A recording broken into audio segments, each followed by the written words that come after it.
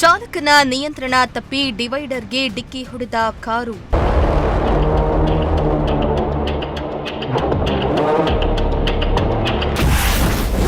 ಅದೃಷ್ಟವಶಾತ್ ಪ್ರಾಣಾಪಾಯದಿಂದ ಚಾಲಕ ಗ್ರೇಟ್ ಎಸ್ಕೇಪ್.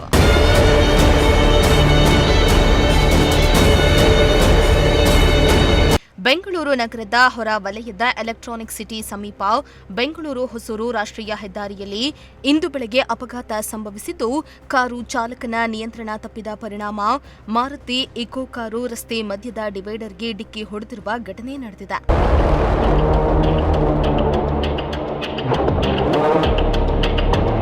ಚಾಲಕ ನಿದ್ರೆ ಮಂಪರಿನಲ್ಲಿ ಕಾರು ಚಲಾಯಿಸ್ತಾ ಇದ್ದ ಪರಿಣಾಮ ಈ ಅಪಘಾತ ಸಂಭವಿಸಿದ್ದು, ಚಾಲಕನ ನಿಯಂತ್ರಣ ತಪ್ಪಿದ ಪರಿಣಾಮ ಕಾರು ರಸ್ತೆ ಮಧ್ಯದ ಡಿವೈಡರ್ಗೆ ಡಿಕ್ಕಿ ಹೊಡೆದಿದೆ.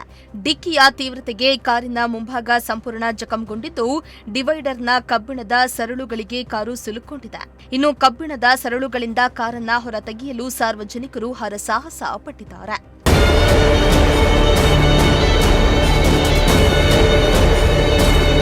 ಸದ್ಯ ವಿಷಯ ತಿಳಿದು ಸ್ಥಳೀಯ ಪೊಲೀಸರು ಘಟನಾ ಸ್ಥಳಕ್ಕೆ ಭೇಟಿಯನ್ನ ನೀಡಿ ಪರಿಶೀಲನೆಯನ್ನ ನಡೆಸಿದ್ದು, ಅದೃಷ್ಟವಶಾತ್ ಅಪಘಾತದಲ್ಲಿ ಯಾವುದೇ ಪ್ರಾಣಾಪಾಯ ಸಂಭವಿಸಿಲ್ಲ.